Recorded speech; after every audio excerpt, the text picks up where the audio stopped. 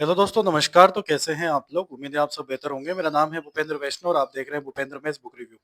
Book review शुरू करने से पहले यदि चैनल पर नए हो तो चैनल को सब्सक्राइब कीजिए, बेल आइकन पर बटन दबाइए और अपने दोस्तों के साथ जरूर शेयर कीजिए और बटन लाइक का भी दबाइए। ठीक है। आज जो बुक है हमारे सामने वो है first rank publication Sikar Rajasthan की तरफ से 100% सक्सेस राजस्थान प्राथमिक और उच्च प्राथमिक विद्यालय के अध्यापक शिक्षक भर्ती परीक्षा प्रतियोगी परीक्षा हेतु शैक्षिक परिदृश्य और सूचना तकनीकी की तरफ से बुक आती है आपके, जिसमें आपको शैक्षिक नवाचार देखने को मिलेगा, निःशुल्क अनिवार्य बाल शिक्षा का अधिकार अधिनियम देखने को मिलेगा। इसके अलावा राजस्थान में फ्लैगशिप जल कल्याणकारी योजनाएं। दूसरी बात, बजट 2025-26 की विद्यार्थी कल्याणकारी योजनाओं का समावेश इसके अंदर देखने को मिलेगा। लेखक है गरिमा रेवाड़ और बीएल रेवाड़। शिक्षक अधिगम के नवाचार इसमें देखने को मिलेंगे, विद्यालय प्रबंधन समितियां। इसके अलावा निःशुल्क अनिवार्य बाल शिक्षा अधिकार अधिनियम 2009 प्रावधान क्रियान्विति, राजस्थान निःशुल्क अनिवार्य बाल शिक्षा का अधिकार नियम 2011, राजस्थान के मान्यता प्राप्त निजी विद्यालयों के निःशुल्क प्रवेश, ये भी इसके अंदर है। राष्ट्रीय शिक्षा नीति 2020 राजस्थान के परिप्रेक्ष्य में। तो ये इस प्रकार से आपके सामने किताब है। बुक को साइड से देखते हैं तो इस प्रकार से दिखाई देती है और अगर पीछे से देखेंगे तो ये इस प्रकार से दिखाई देती है। अंदर से खोल के देखते हैं इस किताब को।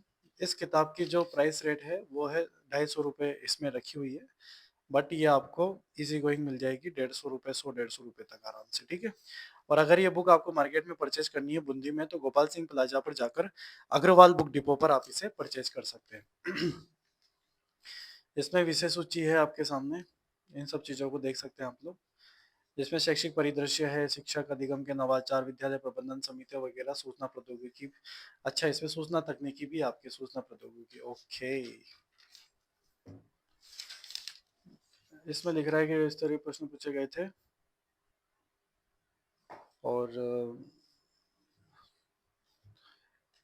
ध्यान रखें आईसीटी की विषय वस्तु समसामयिक संदर्भ। ठीक है, इन्होंने चीजें ये बताई। ओके। लास्ट ईयर पेपर में क्या क्या हुआ था, शैक्षिक परिदृश्य एक नजर में। तो ये आदर्श वाक्य क्या क्या है किसका, तो ये इस प्रकार से यहाँ पर चीजें आपके सामने हैं। बहुत बढ़िया काम किया हुआ है। योजनाओं के नामों में बदलाव किया गया है, तो ये चीजें हैं आपके सामने। बहुत बढ़िया काम करते हुए इस किताब में भारत सरकार द्वारा संचालित कार्यक्रम और योजनाएं क्या क्या है वर्तमान में, वो सारी इन्होंने एक साथ यहाँ पर आपको दे दी है कंप्लीट। राजस्थान में प्रमुख शिक्षण संस्थान कौन कौन से शिक्षण संस्थान है जो यहाँ पर कार्यरत है, तो उन सब चीजों को यहाँ पर इन्होंने दे रखा है।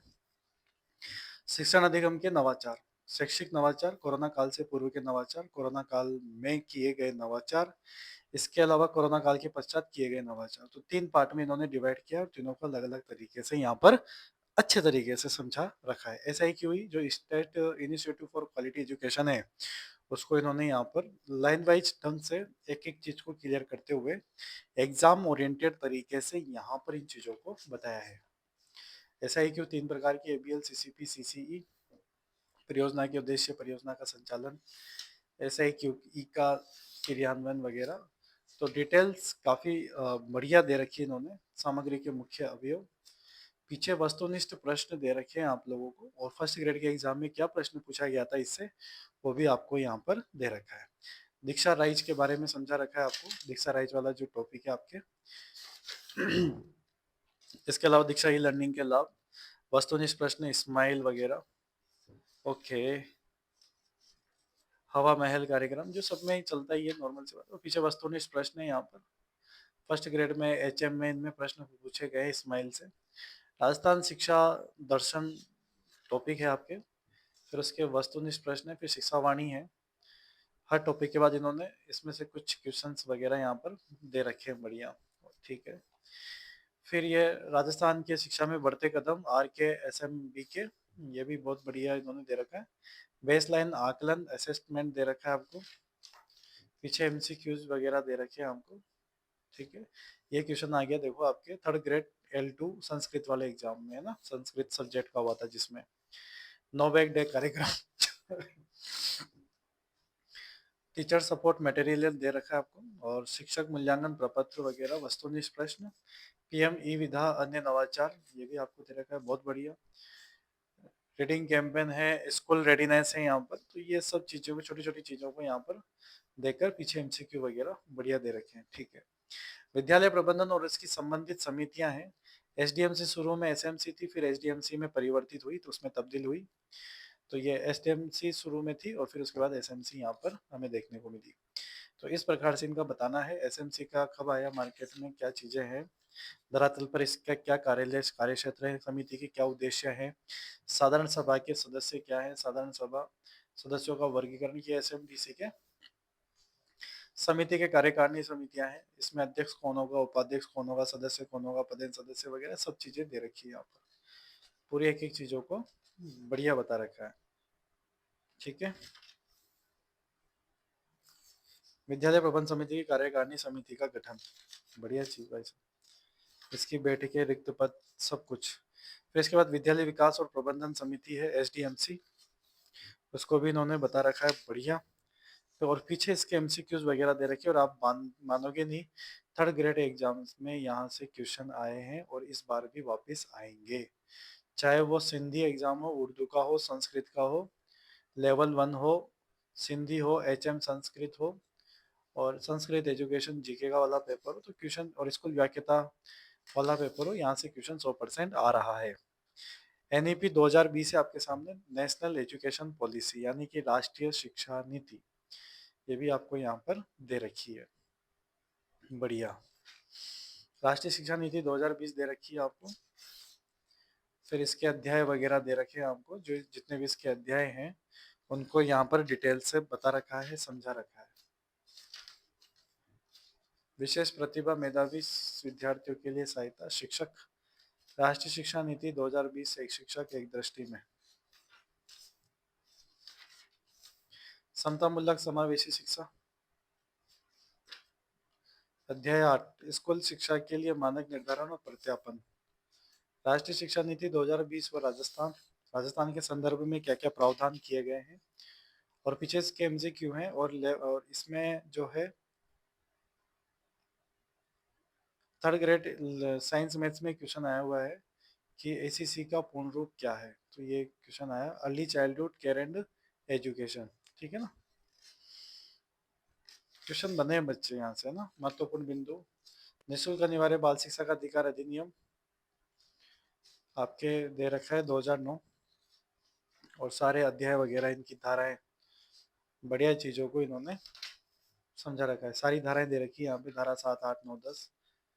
इसके अलावा विद्यालयों के प्रवेश के संदर्भ में विद्यालय के कर्तव्य दे रखे हैं हमको, विद्यालय में आने के बाद विद्यालय के कर्तव्य, विद्यालय क्या करेगा और शिक्षक क्या करेगा, तो ये सारी चीजें इन्होंने अलग अलग सेगमेंट में समझा रखी है बढ़िया नोट्सों के माध्यम से।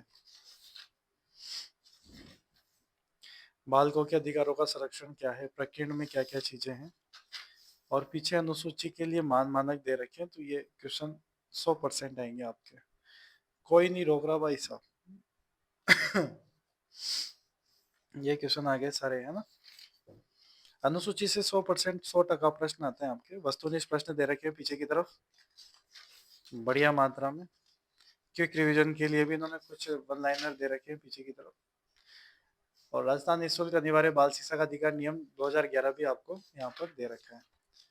तो इस प्रकार से एक एक पेज के बारे में आपको बता दिया है मैंने, और पीछे जल कल्याणकारी योजनाएं हैं सारी की सारी, और ये आपके कंप्यूटर वाला पार्ट है, जो भी एक अच्छे तरीके से मैनेज करते हुए इन्होंने पूरा कंप्लीट देने का प्रयास किया है। छोटी किताब बड़ा धमाका, छोटा पॉकेट बड़ा धमाका, और पीछे क्वेश्चन वगैरह भी इन्होंने बढ़िया दे रखे हैं, एमएस पावर पॉइंट हो, सब कुछ इन्होंने यहाँ पर भी चीज़ों को समझा रखा है। शॉर्टकट की भी बता रखी है, नेटवर्किंग इंटरनेट का माध्यम है, क्या चीज़ें हैं। तो उस प्रकार से हम कह सकते हैं कि ये बुक आपके लिए एक बहुत ही बढ़िया साबित हो सकती है, और होनी भी चाहिए। 248 है। इस बुक की खासियत यह है कि एक तो ये बिल्कुल पॉकेट फ्रेंडली है, बिल्कुल छोटी सी किताब आपके सामने, लगभग जो पेज मैं बताऊं आपको इस बुक के अंदर, इस बुक में जो है आपके 248 पेज है, और खास बात यह है कि हर टॉपिक के बाद एमसीक्यूज दे रखे हैं बराबर बराबर तरीके से।